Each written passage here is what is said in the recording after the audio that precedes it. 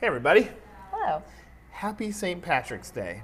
Yay. This week I'm going to play host to our game show, and Emily, back by popular demand, this time Yes. in screen. Come on Emily, come on over here. Welcome. Look how this is going to work. This is technology. She's going to, Produce and, yep. produce and be in it. Say hi to everybody. Okay, I'm in it. Hi. You got anything you want to say to the audience?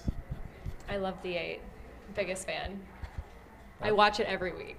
Right, live and in Because person. you have to edit it. All right, here's what we're going to do. Cassie versus Okay. Emily.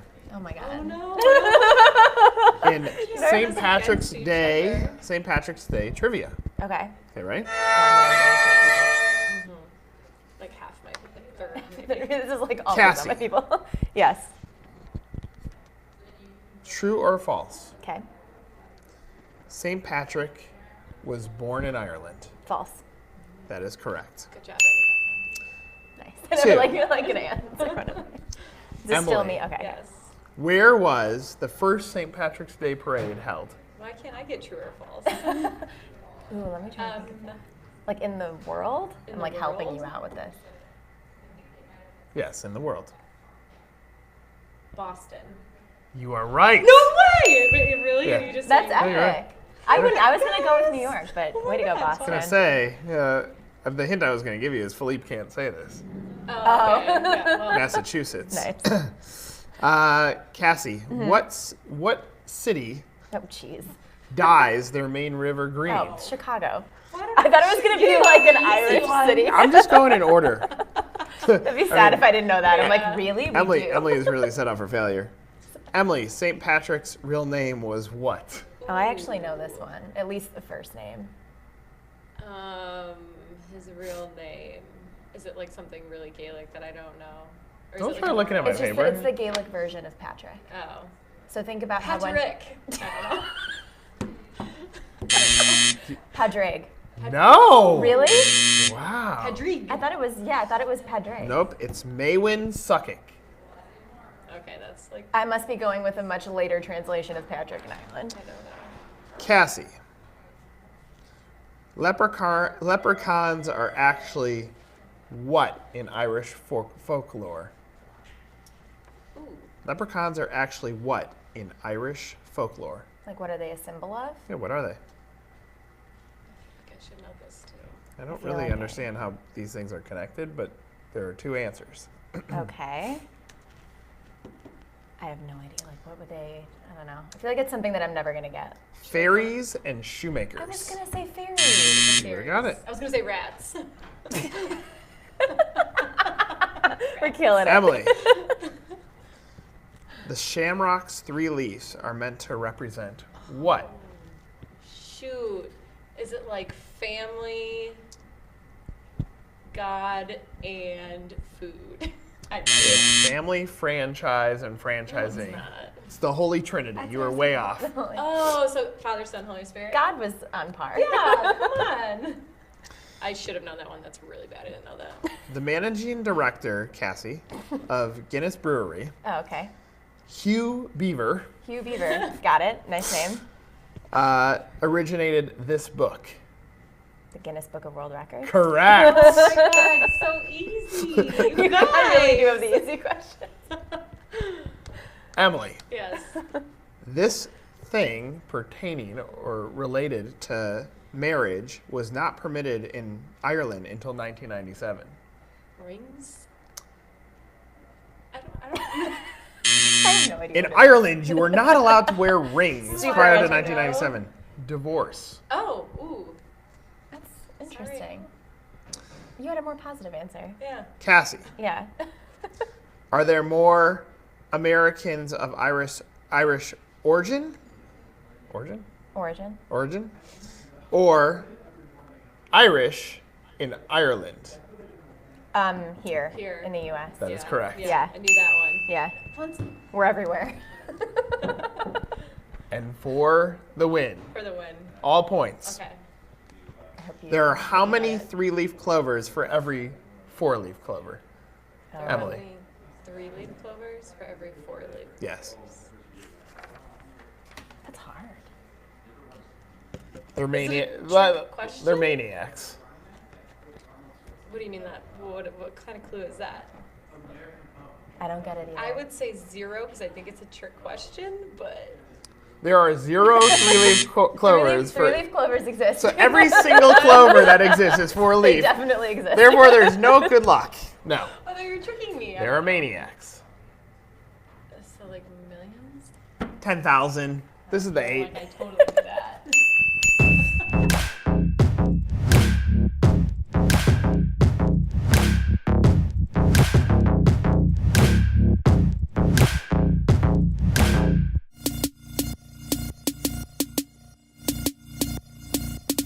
I'm really upset that I didn't know the real Gaelic name Welcome of St. back. Patrick. Hello. Emily, can you keep that mic by you for this whole 8? It's better if you actually say comments back there, because you say them. Don't really talk. You talk a lot. Fantastic, Cassie.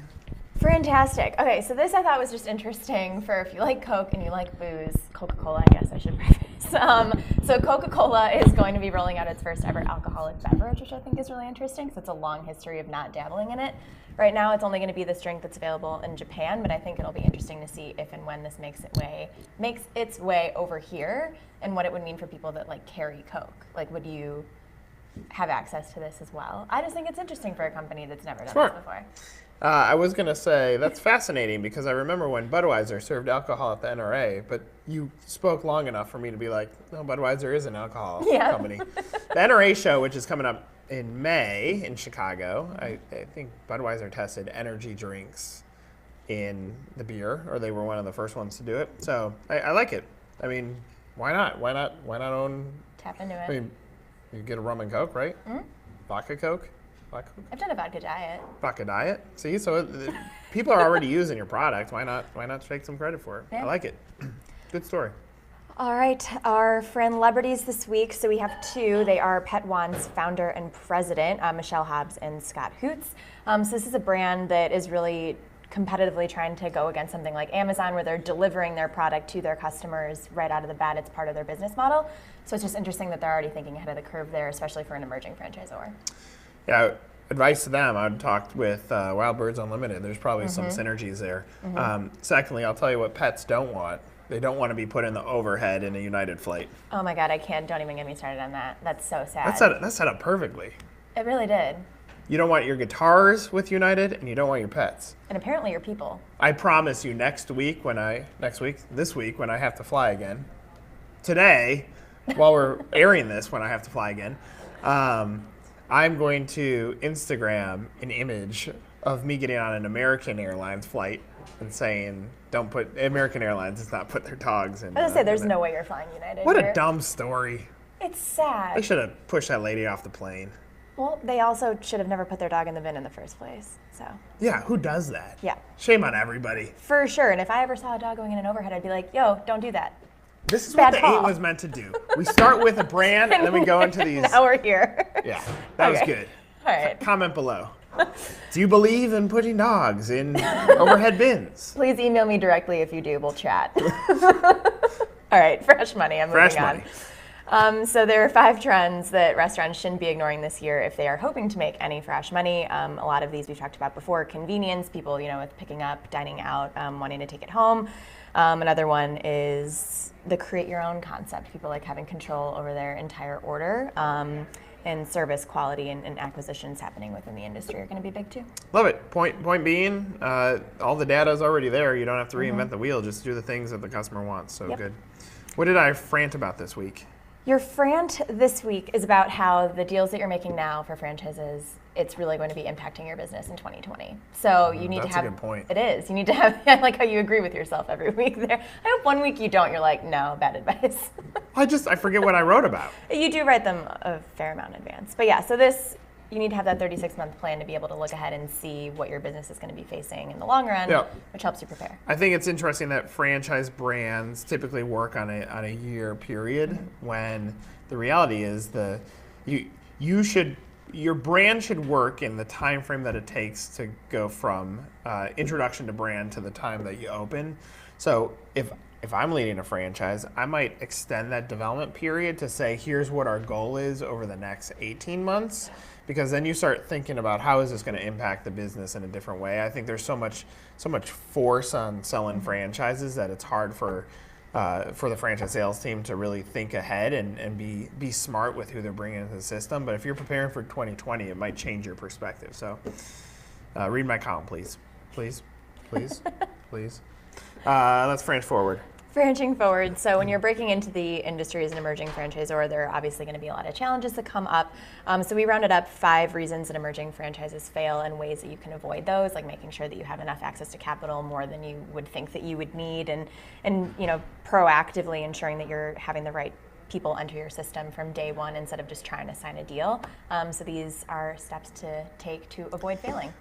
We've gone through lists of crazy franchises like the Cuddle Party.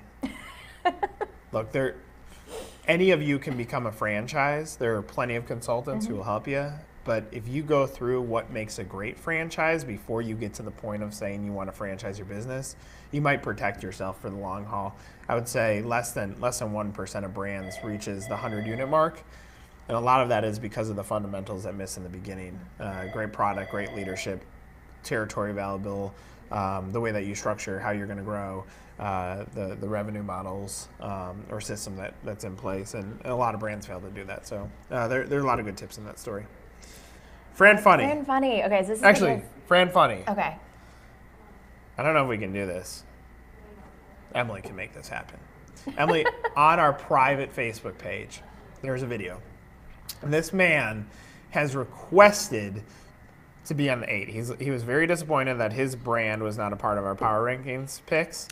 So if you can now dual Fran Funny, I want you to tell your joke in a second, but play the first Fran Funny. Next week. No, you're going to do that one. We're going to do a double, but this one's for Keith at Wireless Zone, who is also known as Keith Zicki.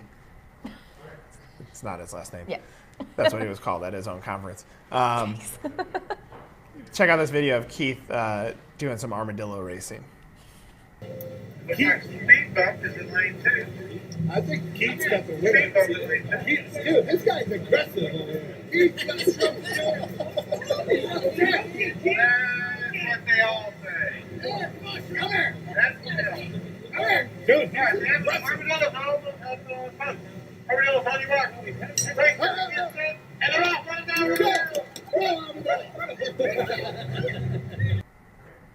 Okay, now you can do your Fran Funny. You're welcome, Keith. Oh my gosh. Okay, so this is about my dad jokes, because every week I have really bad dad jokes. So it's inappropriate to make a dad joke if you're not a dad. It's a faux pas. Sean?